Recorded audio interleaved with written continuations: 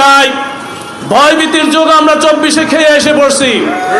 নতুন করে কেউ যদি ভয় দেখাতে আসে, হুমকি দিতে আসে, আপনার জন্য আতঙ্ক হয়ে সামনে আসে, আমরা তাকে ছেড়ে দেব না ইনশাআল্লাহ। কারণ ভয়ভীতিকে আমরা ভয় পাইলে রাজনীতিতে আসতাম না। ফ্যাসিস্টদের সাথে 16 বছর লড়াই করে এই ময়দানে টিকে থেকে আজকে আমজাদ হয়েছি, কাশেম হয়েছি। নতুন করে কেউ আমাদেরকে ভয় দেখিয়ে পাত্তা পাবে না ইনশাআল্লাহ। আজকে যারা বলে নির্বাচনের কেন্দ্র দখল করে দিবে, তাই না?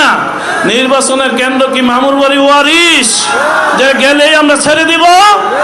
অবশ্যই না। আমরা স্পষ্ট বলতে চাই, নির্বাচনের কেন্দ্রের দিকে যদি কেউ হাত বাড়ায়, এই হাত আমরা ফেরত দিব না ইনশাআল্লাহ। জনগণকে সাথে নিয়ে আমরা সবকিছু প্রতিরোধ করবো ইনশাআল্লাহ। বন্ধুগণ, তাই আসুন, আগামীর বাংলাদেশ গড়ার যে সম্ভাবনা সারা দেশে সৃষ্টি হয়েছে, আমার এই নরসিংদী পলাশ, নরসিংদী 2 আসন, পলাশ আসনও একই সম্ভাবনা সৃষ্টি হয়েছে। বরং বলতে পারেন নরসিংদীর 5টি আসনের চাইতে এই আসনের সম্ভাবনা জনগণ সবচেয়ে বেশি দেখে।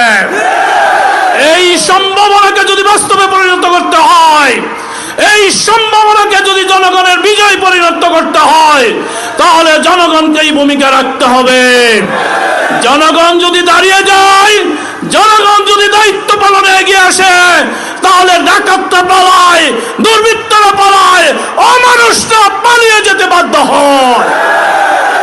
তাই আমি আমার প্রিয় মানুষদেরকে উদ্দেশ্যে বলতে চাই, এই দাঁড়িপাল্লা জনগণের দাঁড়িপাল্লা, এই দাঁড়িপাল্লা সাধারণ মানুষের দাঁড়িপাল্লা, এই দাঁড়িপাল্লা আপামর সকল মানুষের এই দাঁড়িপাল্লা।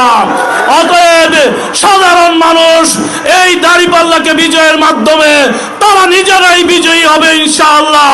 সেই প্রত্যাশা ব্যক্ত করে আমি আমার বক্তব্য শেষ করছি। বাংলাদেশ জিন্দাবাদ।